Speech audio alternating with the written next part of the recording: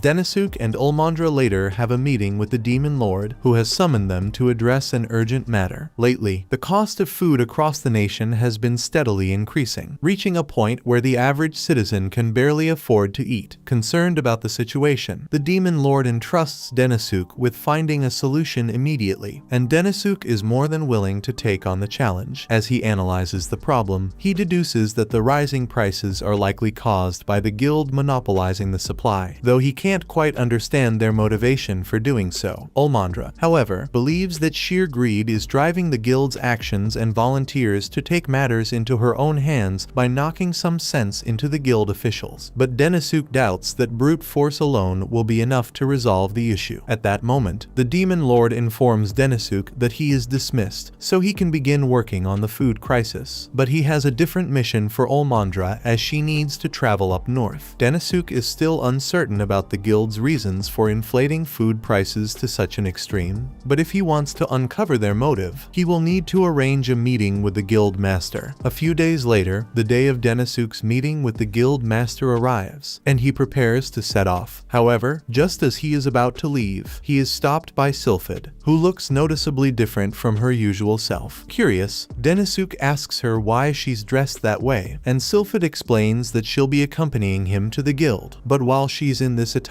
she wants him to call her Belinda. A particular clan of elves currently holds officer positions within the guild, so Sylphid figured that having an elf accompany Denisuk might make things easier for him during his discussions. Denisuk appreciates her concern, but he assures her that there's no need to worry after all. He's attending as a representative of the demon army, so there's no way the guild wouldn't take him seriously. However, when they arrive at the guild, things play out exactly as Belinda feared. They are completely disregarded and end up waiting for 4 long hours before the guild master finally decides to meet with them. And when he finally appears, the guild master, Viper, casually states that he had forgotten about them and doesn't show the slightest bit of remorse for making them wait. Denisuk is willing to let it slide, but Belinda isn't nearly as forgiving, so she steps up and gets right in Viper's face. Now that he gets a clear look at her, he immediately recognizes her. She's his sister. The two are actually siblings, though they haven't seen each other in years, ever since Belinda was exiled from their family. Truthfully, she had hoped she would never have to lay eyes on Viper's ugly face again, but since they're already here, she decides to get straight to the point, telling him that Denisuk has important business to discuss. Denisuk is shocked to learn that Belinda and Viper are related, but that's a conversation for another time. For now, he tells Viper that he wants to purchase some gim from the guild, as the current supply is far too low. Viper pretends to be unaware of the issue, but he smugly declares that if Denisuk wants him to sell more food to the demon army, he'll have to drop to his knees and beg for it. Now, most people with any sense of self-respect wouldn't even entertain the idea, but after years of being an undervalued salaryman, Denisuk has long since abandoned his pride. Without a moment's hesitation, he drops to his knees and earnestly begs Viper to sell him the food. Viper is taken aback that Denisuk actually went through with it, but he finds the whole thing amusing. Laughing, he admits that he may have gone a little overboard with his joke and agrees to sell him some food. However, he sets the price at a staggering 50,000 gold for a single bag of gim, an absolutely outrageous sum. But he makes it clear that if they don't like his price, they're more than welcome to walk away without buying anything. Viper then turns to walk away, But before leaving, he offers Denisuk a bit of friendly advice. He's far too reckless with his pride, and if he keeps groveling like that in front of others, he'll eventually become nothing more than a laughingstock. With nothing else they can do, Denisuk and Belinda leave the guild. However, once they step outside, Belinda is still fuming and outright suggests that they should just burn the entire place down, Viper included. Denisuk, on the other hand, thinks that might be taking things a little too far. Belinda doesn't understand how Denisuk can be so calm after he was humiliated in there for nothing. But for Denisuk, getting down on his knees isn't enough to hurt his pride, so he doesn't mind what happened. He's honestly still in shock that the guild master turned out to be Sylphid's younger brother. Sylphid decides to give Denisuk the full story, explaining that she was born into an elven merchant family. Since elves struggle with reproduction, it's fairly common for them to interbreed with other species. As for her, she's a hybrid between an elf and a fairy, whereas Viper is a mix of an elf and a lizard. Due to this interbreeding, the children often inherit traits from their mixed lineage. Some develop an unhealthy obsession with accumulating wealth and fame, and that very obsession drove them to set fire to the elf village and sell their own kin into slavery just to turn a profit. Sylphid was so repulsed by their actions that she chose to leave the Lord's house, cutting all ties with him ever since. But now that she's discovered her vile brother is deeply involved with the guild, there's no way she's going to stand by and let him do as he pleases. Denisuk understands her frustration, but he wishes she had at least given him the opportunity to speak with Viper before immediately picking a fight. Setting that aside, Sylphid asks him what his next move is, as there's no way they can afford the absurd price Viper demanded. As Denisuk begins brainstorming a solution, a young girl suddenly approaches him, pleading for his help to escape from the Lordpan family. The girl's name is Nia, and she explains to Denisuk that she's being forced to work for the Lordpan family. She desperately wants his help in exposing the terrible crimes they've committed. Denisuk takes a good, long look at her before ultimately deciding to help simply because she's cute. But before anything else, he figures the first order of business is to get her some proper clothes. He brings Nia to a shop and selects a purple dress for her, clearly enjoying himself in the process. However, Sylphid is beginning to grow suspicious, wondering if Denisuk has a thing for little girls. Putting that aside, Denisuk asks Nia if she's willing to come forward as a whistleblower against the Lordpan family, to which she gives a firm confirmation. With that settled, he takes her to a restaurant so he can hear her full story. Nia explains that the Lordpan family tore her away from her family and forced her into servitude for the guild master. She's not the only one, many others are also being made to work for almost no pay. While this is undoubtedly terrible, Denisuk asks if she has any additional information that might be useful. In response, Nia mentions that rumors have been circulating throughout town about an impending calamity, one that will soon make it even more difficult to buy food. However, all the rumors are being circulated by the guild to scare the people. This way, the guild can raise their prices and the people will still buy it. Additionally, the guild also bought a lot of the existing GIM supply and is limiting access to it so they can maximize profits. This is all pretty damning evidence, but the problem is that most of the officers within the guild belong to the Lordpan family, while the rest have been bribed into silence, leaving no one willing to take action. What was once a merchant guild established to serve the common good has now fallen completely under the control of the Lordpan family, twisted to fulfill their own greedy ambitions. Denisuk intends to crack down on them, but to do that, he's going to need concrete evidence. Sylphid thinks it would be a lot easier to catch Viper in a dark alleyway and finish him off, and while that definitely would solve part of their problem, Denisuk wants to go about this fair and square. Viper wields money as his weapon to control people, but Denisuk decides to fight back using the demon army as his own weapon. Without wasting any time, he heads straight back to the guild with Sylphid and Nia to conduct an emergency audit. Viper quickly realizes that Denisuk is trying to force him into a tight spot, and there's nothing he can do about it. He has no authority to deny the audit. If Denisuk and the others manage to find either the supply of GIM he has been hoarding or the transaction books, it would be enough to expose his monopoly. The reason Denisuk arrived so abruptly was that he couldn't risk giving Viper time to hide the evidence. Something feels off, though, because Viper doesn't seem the least bit fazed by the sudden audit. Instead, he casually tells Denisuk to do as he pleases. Undeterred, Denisuk and the others head straight for the storage room. He recalls that a nearby village had recently only mentioned selling a large quantity of gim to the guild, which means there's no way Viper could have managed to move all of it out in time. However, as Denisuk opens the door to the storage room, he is shocked to find it completely empty. He can't believe what he is seeing, and as if to rub salt in his wounds, Viper, along with the rest of the guild officials, shows up behind him and starts laughing because Denisuk's plan failed. Denisuk notices skid marks on the floor, clear evidence that the gim was stored here at some point. As a final attempt to corner Viper, he questions how it's possible that the guild has absolutely no gim left in storage. However, Viper casually brushes it off, claiming that he found a buyer for it just yesterday. It's an obvious lie. Ultimately, Denisuk and Sylphid were forced to leave in defeat because they couldn't prove that Viper had done anything wrong. Even the guild ledgers had no inconsistency, so it's practically impossible to prove that Viper is engaging in fraudulent activities. Forging ledger documents is far more difficult than simply relocating products, so Sylphid suspects that Viper has been carrying out his illegal dealings under the Lordpan family's name. That would explain why all the ledgers appear perfectly clean. However, at the moment, there's a more urgent issue that needs their attention. It was clear that Viper had prepared for their audit in advance, but how could he have possibly known about it? It was supposed to be top secret, and yet he still managed to learn of it and had enough time to hide the evidence. That must mean he received information from a mole, and given the circumstances, that could only be one person. Meanwhile, back at the guild, Viper is laughing hysterically, completely amused by how foolish he made Sylphid and Denisuk look. None of it would have been possible without Nia's assistance, so he commends her for being such an excellent trader. Nia, however, responds with a blank expression, simply acknowledging his praise since she was only following instructions. Still, she's a bit curious about how Viper managed to conceal such a large amount of gim, so she asks where he hid it. Viper's expression turns cold, and Nia realizes she might have angered him by asking a question, so she tenses up in fear as she prepares to get beaten once again. Luckily for her, Viper is in a good mood. Instead of punishing her, he simply pats her on the head and mentions that he stored all the gim in a caravan. Having experience with transporting goods using horse-drawn carriages, Viper found it easy to use them as a temporary storage solution. He plans to return everything to the guild once he's certain it's secure. On the topic of safety, he also informs Nia that her parents are unharmed for now, but their well-being will depend entirely on the choices she makes. Nia was born as part of the Lordpan family, but her branch was the lowest ranked among them all. So one day, Viper just barged into her parents' home and demanded to take Nia with him because he needed a new secretary. Her parents didn't want to let it happen, but they couldn't refuse orders from the main house, so they were forced to give up their daughter. What came next was relentless mistreatment from Viper, all because he couldn't stand how Nia's face reminded him of his older sister. Then, one day, he summoned her to his office and ordered her to work as a spy for him. He knew Denisuk was a soft-hearted guy, so if he saw a pitiful little girl, he was bound to sympathize with her no matter how suspicious she was. Nia had no idea what would happen if she were to get caught, but she couldn't refuse Viper's orders for her parents' sake. That afternoon, Denisuk wanders through town, feeling disheartened by the sight of so many weary and starving people, prompting him to take action. Lost in thought, he fails to notice Ulmandra standing directly in his path. Eventually, she manages to pull him out of his daze, and Denisuk is startled to see her, believing that the demon lord had sent her on a mission up north. Ulmandra admits that he's right, but she has just returned and she didn't come back empty-handed. Her mission up north involved dealing with wyverns that had been terrorizing the villages. Since wyverns are massive and dangerous creatures, the task wasn't easy. Still, she managed to defeat a total of 30 and brought them back as trophies to mark her victory. Denisuk reflects on what Ulmandra just said, and it sparks a brilliant idea. Excited, he tells her she's incredible. Ulmandra blushes slightly at his praise, but Denisuk is already deep in thought, working out the logistics. With 30 wyverns at their disposal, that should be more than enough for what he has in mind. At last, he's found the solution to their problem. Denisuk summons Nia back to his office to assist once more, and since the guild's surprise inspection didn't yield the desired results, he has devised a new strategy to address the situation. He refers to it as Dragon Strike. Nia, who still needs to gather information for Viper, inquires if Denisuk can brief her on the plan. However, at that very moment, Ulmandra and Olulu walk into the room. They've come to inform Denisuk that the first batch of smoked wyvern is complete, and thanks to the cooking method he recommended, it actually tastes quite delicious. Denisuk then elaborates on his plan to distribute the wyvern meat across the region as a solution to the ongoing food shortage. By doing this, they can avoid the issue of the guild stockpiling the Gim supply. Nia quickly grasps that this will pose a significant challenge for Viper, so she feels compelled to gather as much information as possible. Otherwise, Viper will be furious. She asks Denisuk about his method for distributing the smoked meat, and just as he is about to explain everything, Sylphid interrupts him. She advises that it might not be wise to disclose that information at this moment. Nia starts to suspect that Sylphid might have figured out her plan, but despite that, she knows she can't let Viper down. Later that night, she quietly makes her way back into Denisuk's office and begins searching through his documents for the distribution details. Once she locates them, she tries to slip away without being seen. However, her luck runs out. Sylphid is already there, waiting for her. Nia has been caught in the act. Sylphid scolds Nia, telling her she ought to feel ashamed for betraying Denisuk, especially since he truly wanted to help her. Nia fires back, claiming Sylphid has no right to judge her because all of this is ultimately Sylphid's fault in the first place. With that, Nia hurls a smoke bomb to the ground, creating a diversion, and makes her escape from the castle. She successfully returns to the guild and reports everything about the smoked wyvern distribution plan to Viper. However, Viper isn't convinced that smoked wyvern alone will be enough to replace his Gim. Even so, if people are well fed, they won't be desperate enough to pay his inflated prices, so he's determined to disrupt the plan as much as he can. He presses Nia for details, asking where Denisuk intends to start distributing the wyvern meat. Based on what Nia saw, the distribution is set to begin in the city center, but she refuses to give him that information. Knowing Viper will try to sabotage the distribution, she decides to defy him. In a small way, she lies and tells him the distribution will start in the suburbs instead. Unfortunately, Viper doesn't believe her. He knows she is lying because Denisuk is a reasonable man, and the most reasonable and time-efficient location to begin distribution would be Center Street. Nia tries to claim that Denisuk is just starting from the suburbs to throw Viper off his scent, but Viper knows Denisuk wouldn't do something like that. When the two of them met, he realized that Denisuk is naive but also very careful, so he wouldn't do something so reckless. But anyway, since the distribution is set for tomorrow, Viper has no reason to be concerned. By tomorrow morning, the carriages transporting all the Gim will be back in the city, and with everyone practically starving, they'll snap it up instantly, no matter the price he decides to set. So even if Denisuk ends up distributing the wyvern meat later in the day, Viper will have already secured his profit by then. That said, Nia did attempt to lie to him, so Viper declares that he's going to punish her now, and he's determined to make sure her punishment is utterly unbearable. Meanwhile, back at the Demon Lord's castle, Sylphid tries to convince Denisuk to put a hold on the wyvern distribution plans because, by now, Nia must have already told Viper all about it. However, Denisuk already knew this would happen. In fact, he knew Nia was a spy from the first moment he met her. When Nia first came up to him, he noticed a bruise on her neck, and when he took her to buy some clothes, she picked out clothes that covered her entire body. Even though demons like her should like more revealing clothes, this made Denisuk think that her entire body must be covered in bruises and that she had likely been abused by Viper for a long time. Yet, during the entire time they spent together, Nia never brought up anything about being abused, which made Denisuk suspicious. However, what truly convinced him that Nia was a spy was the look in her eyes. When he was still a salaryman, he had 3 colleagues he was especially close to, all of whom shared the same goal of bringing positive change to the company. However, one after another, the higher-ups made their lives miserable. They were subjected to everything from public humiliation and demotions to exhausting workloads, all designed to break their resolve. In the end, each of them lost the light in their eyes. That's the same way Nia's eyes look to Denisuk, devoid of life and willing to do whatever it takes to survive. So even though she was a spy, he still feels bad for her. Sylphid tells Denisuk that he is being naive, but regardless regardless of that, they still need to come up with a plan of action against Viper. Viper is in the middle of a meeting with his subordinates, completely certain that no matter what Denisuk tries, he won't be able to prevent them from selling off their gim before the meat distribution starts. He's looking forward to seeing the disappointment on Sylphid's face once he secures his victory. On top of that, he has something in store for Nia as well, and judging by her expression, she looks completely lifeless. The following morning, Viper is abruptly awakened by one of his men, who brings him bad news. He informs Viper that the gim shipment still hasn't arrived. However, Viper remains relatively calm, believing there's still plenty of time before Denisuk begins distributing the meat. But to his shock, his subordinate quickly corrects him. The demon army has already started the distribution, and they're not handing out meat, they're handing out gim. This revelation throws Viper into a panic, as he never considered the possibility that Denisuk would start distributing food this early. Viper can't comprehend how Denisuk managed to get his hands on such a large amount of gim. As he rushes down the stairs, he sees Sylphid standing there,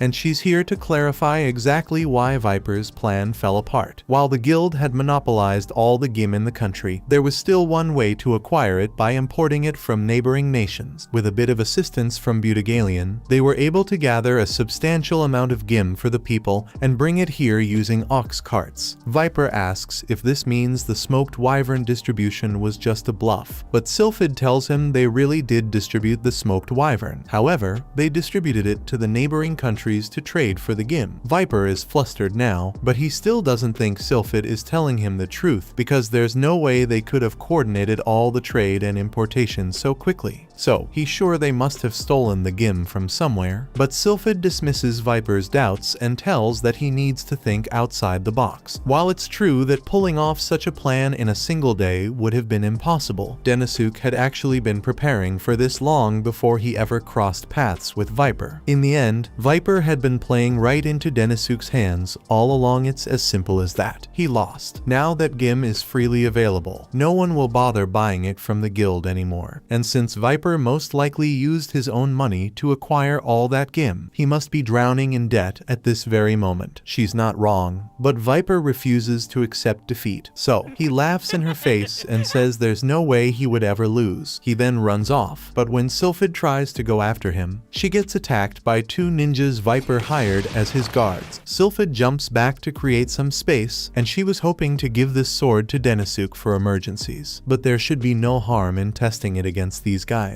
One of the ninjas attempts to strike her with an energy blast, but Sylphid steps in to intercept it. Thanks to the sword's special ability, she manages to absorb the attack and redirect it as fire magic. The sword's magical counterattack proves effective, though its output is weaker than she anticipated. She makes a mental note to adjust it once she returns to her laboratory. Not that it really matters, she doesn't even need the sword to win this fight. With ease, she uses her magic to hurl the second ninja straight into the ceiling. Viper is angrily pacing down the halls, thinking about all the money he just lost, but he is still the guild master, so he is sure he can recover his losses eventually. He just needs to lay low for a while until people forget about what he did. But as he tries to escape through the back door, he finds Denisuk and all the other merchants of the guild waiting for him. Denisuk gets straight to the point and informs Viper that he just conducted a vote among the other merchants, and based on the majority decision, Viper is no longer the guild leader. Viper is in disbelief at what he's hearing, but Denisuk makes it crystal clear that he is being stripped of his position as guild leader. Not only that, but the entire Lordpan family is being exiled from the guild. He adds that Viper is welcome to personally verify the votes if he doubts the outcome, but Viper slaps the papers out of Denisuk's hand and tells him he's not going to accept this. He demands to know who voted against him and swears to make them pay for what they have done. However, Denisuk tells him he can't threaten the other merchants anymore because they all chose to participate in the vote. And the reason they are so firm in their decision is because they listened to Nia's speech earlier. Denisuk discovered Nia locked in the guild's basement. He was relieved to find her because he needed her to reveal to the other merchants the kind of man Viper truly was. Nia understood Denisuk's intentions, so she agreed to cooperate. After meeting with all the merchants, she recounted all the terrible things Viper had done to her. She explained that he's an unstable psychopath, and if they don't take action against him soon, he's going to be the reason for the guild's downfall. All the merchants took her side and agreed to vote him out, which leads us back to this moment. Viper is stunned that they were influenced by sympathy for Nia, as he was certain they would act purely out of self-interest. However, he failed to realize that not everyone shares his indifference toward mistreating girls. In a last-ditch effort, he tries to intimidate Nia by reminding her that he still holds power over her parents, but Nia has finally had enough. She firmly declares that she will support her parents on her own. Denisuk then tells Viper that he has no right to be making threats in his current position. As of this moment, the Lordpan family is no longer allowed to do business within this country. And once news of what he did spreads, the neighboring countries are sure to ban him as well. It's finally sinking in for Viper that he's in serious trouble, so he drops to his knees and starts pleading with Denisuk for mercy. He insists that the food shortage and the suffering of the Demon Kingdom's people weren't really his fault. Anyone could have made that mistake. Clinging to hope, Viper recalls that Denisuk forgave Butagalion despite everything he had done. Convincing himself that he can escape punishment the same way, he puts on an act, pretending to be remorseful in a desperate bid for forgiveness. However, Denisuk is no fool. Butagalion was an exception, but Denisuk isn't naive enough to give scum like Viper a second chance. He knows Viper is faking his remorse, but he tells him that if he really wants to atone for his wrongdoing, then he is going to have to go to prison for his crimes. After seeing that Denisuk won't forgive him, Viper immediately jumps back and angrily attempts to attack him. But before he could get to Denisuk, Sylphid appears behind him and slashes his back.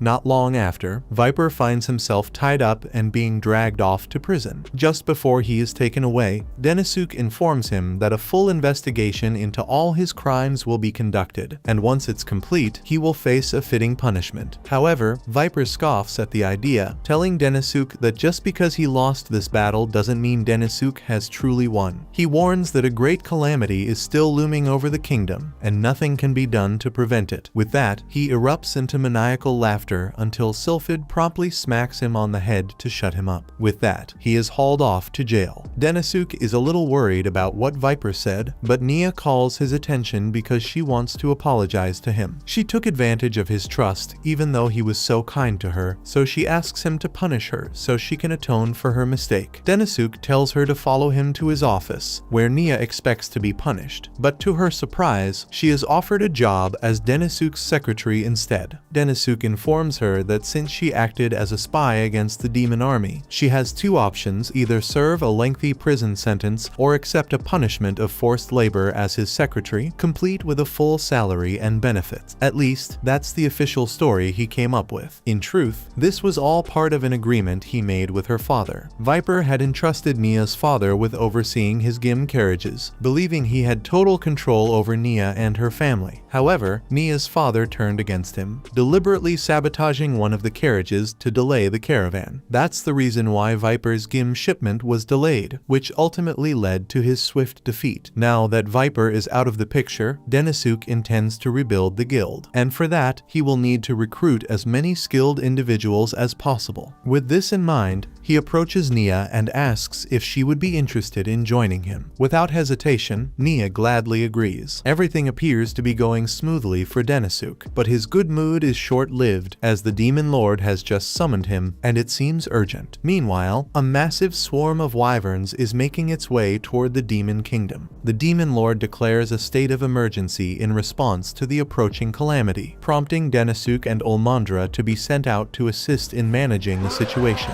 Denisuk inquires if Olmandra has any clue about the specific calamity the Demon Lord mentioned, to which she recalls her recent assignment to eliminate wyverns in the northern regions. Although she was successful in her mission, the wyvern population appears to be growing at an alarming pace, causing them to abandon their usual habitat and encroach upon urban areas. The scale of the wyvern invasion is so massive that it has officially been labeled a calamity. This marks Olmandra's first encounter with a calamity, but historically, whenever a calamity has struck, it has always resulted in something devastating, often culminating in the complete destruction of an entire nation. That's the reason the Demon Lord has issued special orders to all four of them this time. Sylphid has been tasked with monitoring the perimeter of the wyvern swarm and devising a strategy to counter them, while Denisuk, Gnome, and Olmandra are being deployed to the front lines to confront the wyverns directly. Aware that combat isn't Denisuk's forte, Olmandra questions whether he's ready ready for this, and Denisuk responds with unwavering resolve, vowing to give it his all. They quickly reach one of the demon fortresses constructed specifically for scenarios like this, where they are met by Gnome. She's already aware of everything Denisuk accomplished to turn the tide in the guild situation, and she's so impressed that she believes he deserves to be hailed as a hero. She asks him if he has a strategy to handle the current crisis, but Denisuk insists that he's no hero. Olmandra immediately snaps at Gnome, scolding her for trying to place such a heavy responsibility on Denisuk, especially given his lack of strength. However,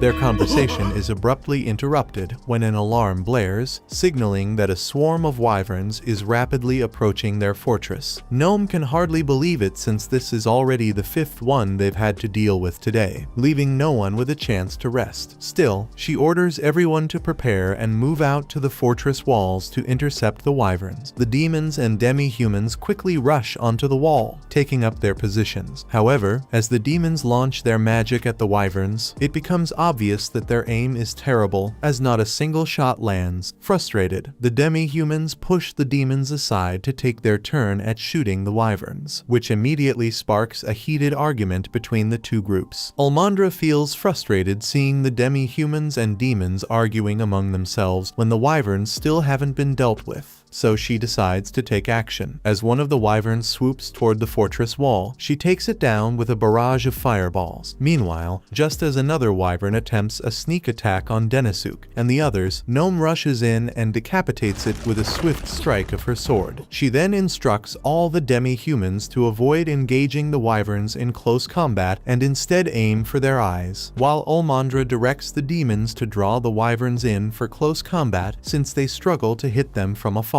With the new formation in place, they manage to handle the wyvern swarm, and once the battle is over, everyone heads back to the fortress. However, morale is at an all-time low. Alulu and Nia stay occupied treating the injured, while Olmandra and the other demons take a moment to eat and recover their strength after the intense fight. Meanwhile, the demi-humans appear to be growing more restless by the minute. Out on the wall, Denisuk notices Gnome standing alone and offers her some food. However, she declines, explaining that demi-humans don't need to eat as much as demons do. Since he's already there, she takes the opportunity to express her disappointment in how useless he was on the battlefield. Denisuk reminds her that he's a non-combatant, so there wasn't much he could contribute in terms of fighting. In that case, Gnome suggests he find another way to be useful and asks for his opinion on the current state of the fortress. Denisuk doesn't sugarcoat it and tells her outright that, at this rate, the fortress won't hold for more than 2 days. In theory, it should be able to withstand the wyvern attacks, but the real issue is the constant infighting between the demons and demi-humans. Their battle strategies are completely incompatible. Demons rely on powerful individual attacks, but struggle with structured battle plans, while demi-humans are physically weaker yet excel in strategy and formations. Since both groups are complete opposites, they fail to recognize the strengths that the other side brings to the fight. Another major problem is the supply situation. Keeping an army running demands a huge amount of resources, but their stock is dangerously low. When it comes to food, demons consume far more than demi-humans, which is unavoidable since they need to replenish their magic. However, this is only fueling the demi-humans' growing frustration. Gnome outright tells Denisuk that the demi-humans wouldn't normally care about how much the demons eat, but with the constant battles they've been facing, the demons have been consuming more than ever, pushing tensions to their breaking point. The pre-existing rivalry between the two races represents the most significant divide. Although they have managed to keep their grudges in check so far, in the heat of battle, all hell could break loose, and in the worst-case scenario, they might end up killing each other. Gnome understands the point Denisuk is trying to make, but she questions what solution he would propose to address this issue. She was already aware of the hatred simmering between the demons and demi-humans, and she had attempted to resolve it once before, but ultimately, she failed. Anyone can identify the problem, but it takes a special kind of person to find a solution, and Denisuk is that person. So he adjusts his tie and requests that Gnome show him a map of the fortress. She guides Denisuk down to one of the rooms in the fortress and retrieves the map he asked for. He examines it and observes that all the roads are exceptionally well maintained, making it easy to transport supplies along them. He also spots an abandoned village behind the fort, which sparks the perfect idea idea in his mind. He informs Gnome that he has come up with a way to solve all their problems for the time being. He asks her to take him to the abandoned village, and just as he anticipated, there are still plenty of intact buildings there. Denosuke lays out his entire plan to Gnome, and she's genuinely impressed. It really does seem like it could solve all their problems if they can pull it off. However, the real challenge is figuring out how to implement it. They still need to get both the demons and demi-humans on board, and there's no chance the demons will ever take orders from Gnome. But if they attempt to divide command between Gnome and Olmandra, it could lead to chaos among the troops. That's why Gnome insists that the best option is for Denosuke to take charge himself. The next morning, Gnome and Olmandra assemble all the demons and demi-humans outside the fortress, and Gnome steps forward to address the demons. She acknowledges that the demon fort has been plagued with countless issues lately, but announces that there is someone here who will resolve all of them, the hero Denosuke. The moment his name is mentioned, both the demons and demi-humans immediately react, as he is widely known for his legendary achievements and rumored to be the strongest general of the demon army, stunned to see him standing before them. The crowd erupts into excited cheers, but Denosuke starts to feel a bit uneasy. Earlier, when Gnome asked him to lead the army, he immediately declined because he didn't believe he was capable of handling such a responsibility. However, Gnome insisted, emphasizing that he is the only one who can appeal to both sides. Neither the demons nor the demi-humans hold any grudges against humans, and thanks to Denosuke's numerous achievements and his strong reputation within the army, the soldiers would undoubtedly follow his lead without hesitation. Denosuke remains deeply embarrassed to be placed in the position of leader, but he knows he must fulfill his role. He addresses the troops, acknowledging the long-standing feud between the demons and demi-humans. He explains that things would go much more smoothly if they could set aside their differences and fight together as one. However, Denosuke is fully aware that this isn't possible. Years of infighting cannot be erased simply because he asks. Yet, that doesn't change the reality that a calamity is approaching. Above all else, he is determined to protect the nation he has grown to love. So, if the demons and demi-humans are willing to cooperate with him, he promises to ensure that both sides can fight without interfering with or hindering one another. The army erupts into chants of Denosuke's name, showing their full support. Seizing the moment, Denosuke announces that, from this point forward, he will be separating the demon and demi-human units for a new strategy he calls Sword and Shield. By the time the next Wyvern attack arrives, his plan is already in motion. Without hesitation, Gnome gives the order for the demi-humans to take their positions and prepare their weapons. The foundation of the Sword and Shield operation is to split the forces and capitalize on each group's strength. The demi-humans take on the role of the shield, tasked with drawing the Wyvern's attention and acting as a diversion. Meanwhile, the demons stationed at the abandoned village await the signal to charge toward the stronghold, serving as the sword. With this strategy in place, the demi-humans bait the Wyverns in until they get close enough for the demons to strike them down. The plan executes perfectly, and by the time the battle concludes, every Wyvern has been eliminated without a single casualty on their side. Everyone is astonished at just how effective Denosuke's strategy turned out to be, as he managed to resolve all their previous struggles in a single day, standing amidst the victorious army. Denosuke can't help but look quite proud of himself. Later that evening, Olmandra makes her way down to the lake near the abandoned village to wash off all the dragon blood that had splattered on her during the battle. However, just as she's cleaning up, she overhears that Denosuke and Gnome are having a private meeting. Instantly jealous, she prepares to storm over, but Olulu quickly stops her, reminding her that she still reeks of wyvern blood and should at least finish her bath before barging in. Meanwhile, during their meeting, Denosuke discusses his plan with Gnome to redistribute unused stock. At the moment, supplies are being evenly divided among the three citadels, but since the one they're currently stationed at sees the most combat, it only makes sense to allocate more resources here. To make this happen, Denosuke proposes having all supplies first delivered to a secure safe house, from where they will then be distributed based on each citadel's needs. With this system in place, even with the demon's higher consumption, there will still be enough food for everyone, ultimately easing the tensions between the demons and the demi-humans. Gnome is beyond impressed with everything Denosuke has accomplished, admitting that he truly deserves to be called a hero. However, However, Denisuk quickly tells her to cut it out with the title. Just then, Olmandra arrives, looking slightly irritated at how well Denisuk and Gnome are getting along, but after a brief moment, she manages to brush it off. The meeting continues, and Gnome brings up the idea of sending some of the troops home now that the immediate crisis has passed. She asks Olmandra if she has any objections to this plan, but Olmandra responds that she's fine with it. In fact, she mentions that she's been asked to return to the Demon Lord's castle to deliver a report on the situation before she leaves. However, she wants to properly thank Denisuk, as he is the sole reason the fortress managed to withstand all those waves of wyverns. Denisuk's speech about setting aside their differences for the sake of their country deeply resonated with her, so she's decided to make an effort to get along with Gnome a little more. Denisuk is definitely pleased that things have been going smoothly up to this point, but he knows he can't relax just yet. His operation still has a critical weakness, and he must address it before it turns into a serious issue. Determined to find answers, he goes through every report he can get his hands on, searching for a reason why all the wyverns are gathered at this stronghold, as it still doesn't quite add up to him. A few hours later, Olulu and Nia burst into Denisuk's office with bad news. Reports have come in that wyverns have attacked the two other strongholds, and since they had just sent soldiers home, they are now severely understaffed. As a result, Olmandra has been left to fight them all on her own. Upon hearing this, Denisuk immediately rushes out to check on Olmandra, only to find her engaged in battle with a group of wyverns. She struggles to bring down the last one, leaving her with no choice but to unleash her full power to finish it off. However, the strain on her body proves too much, causing her to collapse and lose consciousness.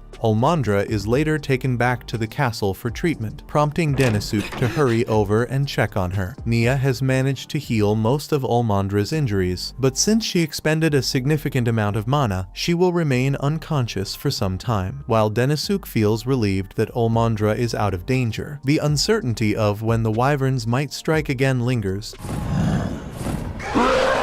Determined to prevent anyone else from suffering, Denisuk promptly rises and declares that he will get to work immediately. Based on the information they received from Sylphid, the wyverns are currently lingering near the lake following their most recent assault. Both Rabido village and Popon town suffered attacks, along with Olulu's hometown. The defenders of her village narrowly avoided capture by the wyverns, and several of Olulu's close friends sustained injuries during the battle. Understanding that Olulu must be deeply concerned for her friends, Denisuk grants her permission to return home and be with them. Since the wyverns have just launched their attacks, the likelihood of Olulu being targeted on her way back is fairly low. Even so, Denisuk still intends to dispatch a sufficient number of guards to accompany her and ensure her safety. Olulu expresses her gratitude for Denisuk's thoughtfulness, but she questions who will assist him with the wyvern investigation if she departs. Denisuk reassures her that he can manage it alone. However, this is easier said than done. Fighting back against the wyverns would be straightforward if he could decipher their attack pattern, but he's uncertain how to achieve that. There's an overwhelming amount of data to sift through, and with everyone else occupied, he has no choice but to tackle it all by himself. The lack of sleep over the past few days is beginning to take its toll on him. He knows he should rest, but given the urgency of the situation, he can't afford to pause. With his life seemingly on the line, he starts desperately trying to formulate a plan. Suddenly, he blacks out and finds himself face to face with the Demon Lord. Shocked, Denisuk asks what the Demon Lord is doing so far from his domain, but the Demon Lord immediately begins reprimanding him for allowing himself to fall into such a pitiful state. He commands Denisuk to go to sleep, but Denisuk protests, insisting that he can't afford to rest when there's a crisis unfolding. The Demon Lord interrupts him, questioning whether Denisuk truly believes he can devise a solid plan while exhausted. Soldiers will be risking their lives to carry out whatever strategy Denisuk formulates, so he can't afford to let panic cloud his judgment. Denisuk comes to the realization that the Demon Lord is right. If he were to act hastily and devise a flawed plan, many lives could be at risk. Accepting this, he agrees to get some rest, and the Demon Lord personally puts him to bed. Though Denisuk convinces himself that this must have been just a hallucination, the truth is that the Demon Lord actually came all all this way just to tuck him in. The following morning, Denisuk wakes up feeling completely refreshed. Wasting no time, he gets out of bed, gets dressed, and prepares to start working on a new plan. After several hours of effort, he finally devises something, so he heads back to the fortress to meet with Gnome. Seeing him there after everything that happened, Gnome assumes he must have come up with a strategy, and she's absolutely right. Denisuk informs her that he has finally made a breakthrough and is ready to brief the soldiers on his new plan of attack. As Denisuk speaks to the soldiers, he informs them that he has devised plans for a final battle against the wyverns. Earlier, he had explained to Gnome that he had deciphered the logic behind the wyverns' attacks, revealing that the wyverns are specifically targeting women. The previous day, the wyverns had attacked the other two fortresses without any apparent reason, but Denisuk theorizes it was because the distribution of female soldiers had shifted. Initially, this fortress had the highest concentration of female soldiers, but after the order was given to send them home, the number of female soldiers in the other fortresses increased. This change, Denisuk believes, is what prompted the wyverns to attack those locations instead. Denisuk is convinced that wyverns have a particular preference for women, especially those with high magical power. Gnome agrees that his theory holds weight, noting that many beasts tend to target women because they are considered more nutritious. However, this information alone is useless unless Denisuk can devise a strategy to exploit it, and fortunately, he already has the perfect plan in mind. He explains to everyone that the female soldiers will serve as a diversion to draw the wyverns in, and once they are lured, the entire army will move in to eliminate them completely. This plan carries significant risks, so it's only natural that the women feel uneasy about being used as bait, while the men are worried that if they lose this all-out battle, the fortress will be lost. Gnome had anticipated this kind of reaction, as no one would be eager to step into a do-or-die situation. However, with Almandra also out of commission, the morale of the troops has taken an even greater hit. Even the most well-thought-out strategy can fall apart if morale is too low, so it falls on Denisuk to reassure the soldiers and put their concerns to rest. He admits to them that he isn't the hero they believe him to be. His combat abilities are lacking, and he's not even originally from this world. However, none of that is relevant when it comes to defending the territory. The demon army consists of various tribes and races, both strong and weak, and at this moment, they are facing an unprecedented threat. Given the circumstances, it's only natural for them to hope for a hero to rise up and save them. However, Denisuk makes it clear that no hero is coming to save them. If they want to protect the demon territory and keep it safe, they must unite and fight to defend what they hold dear. Once Denisuk finishes his speech, Gnome praises him for doing an excellent job, but internally, Denisuk is panicking, unsure of what he'll do if his plan falls apart. He put on a confident front to bolster the soldiers' morale, and while he genuinely believes the plan will succeed, the stakes are incredibly high. With hundreds of lives depending on this strategy, failure is not an option. No one can tell that Denisuk is truly anxious, so Gnome decides to give him a hug to help calm his nerves. Her mother used to do the same for her whenever she felt worried, so Gnome thought it might comfort Denisuk as well, and she was right. He immediately feels much better. Gnome then reminds him that he's a crucial part of the demon army, so it's important for him to remain composed, especially in moments like this, and if things ever become overwhelming, he can always lean on his friends for support. With that said, it's time for them to head out and issue orders to the soldiers, ensuring everyone is ready for the battle ahead. And soon after, as time arrives, a swarm of wyverns begins closing in on the fortress just like Denisuk had predicted. All the demon women are gathered in one spot to lure the wyverns in, while the demi-humans provide cover fire to thin out the numbers of the wyverns. The male demons get into position around the female demons to help fight off the wyverns that will attack them. The plan appears to be going smoothly, but Denisuk isn't certain whether the soldiers can hold out long enough with so many wyverns attacking at once. Fortunately,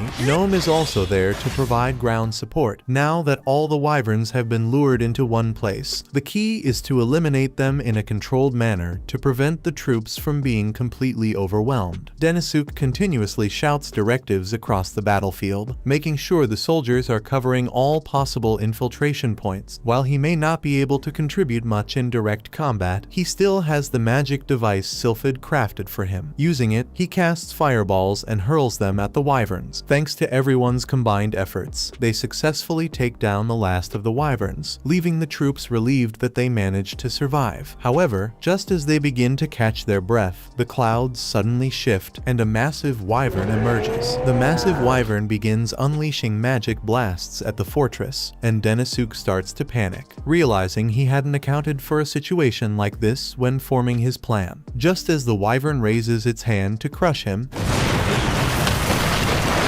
Olmandra arrives at the last moment, rescuing him just in time. Now fully recovered, she apologizes for being late, explaining that she rushed over as soon as she learned about Denisuk's plan. Grateful, Denisuk thanks her for saving his life, but Olmandra isn't confident she can win this battle. Her magic power is still severely drained, and compared to her usual immense mana reserves, this is all she can manage for now. However, that doesn't mean she can't fight with it, so she condenses her magic into a point and launches an attack that blows one of the wyvern's arms off. Gnome then shows up and cuts the wyvern's second arm off.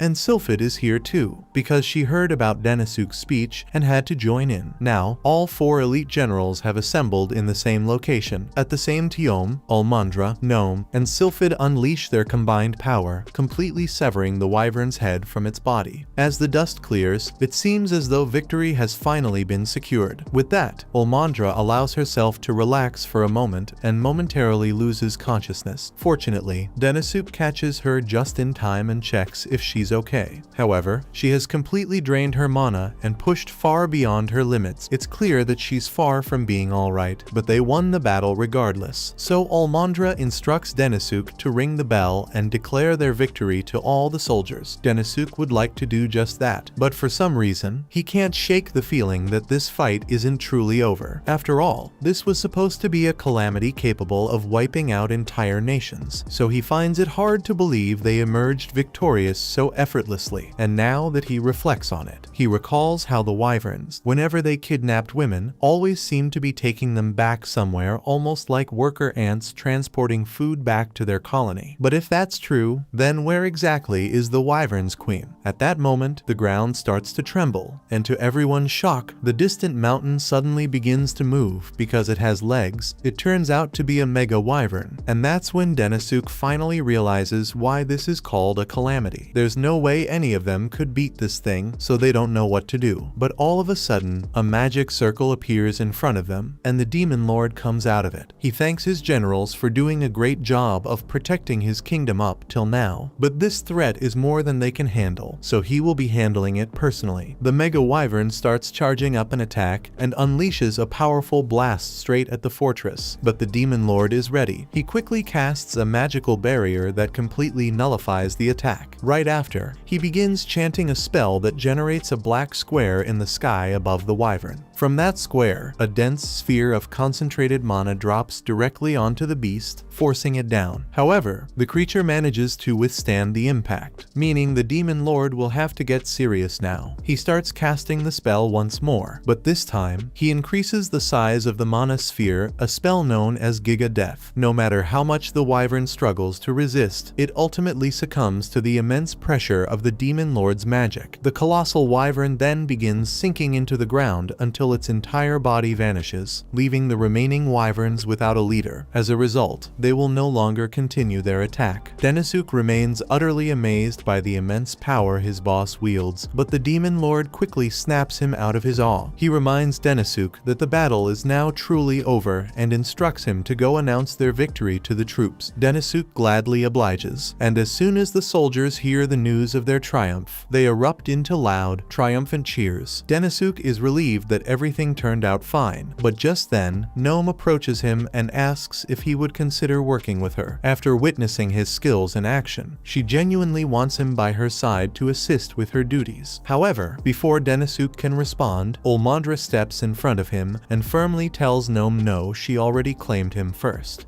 After the fierce battle against the Wyverns had finally come to an end, Denisok and the other elite generals were rewarded for their outstanding efforts. Olmandra, Sylphid, and Gnome each received special magic stones as a token of the Demon Lord's gratitude for their contributions. However, when it was Denisok's turn to receive his reward, the Demon Lord himself descended from his throne to personally hand him the magic stone. After doing so, he mentioned that there was something he wanted to discuss with him at a later time. Following the awards ceremony, Denisok meets with the Demon Lord in private, expressing his admiration for the incredible power the Demon Lord had demonstrated against the monsters. However, the Demon Lord unexpectedly catches him off guard by posing a question: what does Denisok believe it means to be a king? Denisok responds by saying that a king is like a captain, responsible for leading the nation. After a brief pause, the Demon Lord surprises him even further by asking Denisok to take on the role of king. Denisok panics upon hearing this, knowing full well that he isn't suited for a position as significant as king. However, the Demon Lord reassures him, pointing out that he is an exceptionally talented individual. In the short time he has been here, he has achieved remarkable feats and has pushed the demon army to new heights. These qualities align perfectly with the role of a king, but there's something else up until now. Denisok has only been fulfilling the role of a good servant. While he has diligently carried out his duties, his overly submissive nature makes him too accommodating, and he tends to undervalue himself. The Demon Lord is aware that Denisok has the potential to achieve so much more, but it's clear that something is holding him back. Denisok seems preoccupied, so he requests the Demon Lord to allow him some time to consider the offer. Once alone, Denisok reflects on the Demon Lord's words, and perhaps there truly is something restraining him. His mind drifts back to his days as a salaryman, when every attempt he made to improve things was met with resistance and suppression from those above him time and time again. He had hoped that coming to this new world would help him move past it, but the trauma from all those years as a corporate slave remains deeply ingrained. For someone like him, the idea of becoming a king, like the Demon Lord, feels impossible, and just the thought of it sends shivers of fear through him. At the same time, the Demon Lord reflects on his earlier conversation with Denisok. While Denisok was right in saying that a king is like a captain responsible for leading the nation, that isn't how the people of this world see it. For most, kingship is determined by one thing: power. Whenever a crisis arises, the one with the strength to put an end to it is crowned king, regardless of whether they possess the qualities of a true leader. This often leads to consequences far worse than the original catastrophe, as the nation's people are then forced to suffer under the oppressive rule of a tyrant. Thus, the Demon Lord's goal is to conquer the calamities and then eliminate all those unfit kings, ensuring the people can finally experience true freedom. To achieve this, he needs someone like Denisok to rise as king. However, Denisok is still overwhelmed by the idea that the Demon Lord wants him to take on such a role. All he ever desired was to remain loyal to the Demon Lord, staying by his side and taking the easier path, and that, in itself, isn't necessarily a bad thing. But if he continues down this road, he's destined to be haunted by his unresolved trauma for the rest of his life. That's why the Demon Lord gives him a choice: either surrender and stay exactly as he is now, or push through his comfort zone and take a step into the unknown. However, Denisok simply lacks confidence in himself. Up until now, he has managed to do his job by believing that as long as he follows what others tell him, he won't have to face any harm. But to expect him to make his own decisions, that's something Denisok could never bring himself to do. But if he refuses the Demon Lord's offer, then he feels unworthy of staying here any longer. So, he recalls what the Demon Lord told him upon his arrival, that if he didn't wish to work here, he would be sent back to his world. With that in mind, Denisok concludes that the only option left for him is to resign from his position and return to his miserable life as a salaryman. Denisok spends the next few hours putting together a takeover manual so that Alulu can step into his role. The last task remaining is to go through all his mission files. As he sorts through the stack of papers, he comes across a letter. Curious, he picks it up and opens it. Inside is a note from the couple who run the Chimazu store. They wrote to express their gratitude for all the help he had given them, mentioning how well their business has been doing lately. Seeing this, Denisok feels a sense of satisfaction, knowing he was able to make a difference. It brings back memories of when he was stationed there, assisting the locals. But unfortunately, it's time for him to say goodbye. Olulu and Nia have been keeping an eye on Denisok. Denisok, spying on his every move. Upon overhearing him mention his plans to say goodbye, they quickly deduce that he intends to quit. Realizing the urgency of the situation, they hurry to inform Almandra without delay. At the same time, Denisok starts drafting his resignation letter. The moment he submits it, he will officially step down from his role as one of the demon army's generals. He reflects on all the time he has dedicated to serving this country and the joy he has experienced working alongside Almandra and the others. The thought of leaving it all behind weighs heavily on him. However, he feels he has no other option because he is simply too weak. The next morning, Denisok sets out to bid farewell to all his colleagues. His first stop is Gnome's training camp.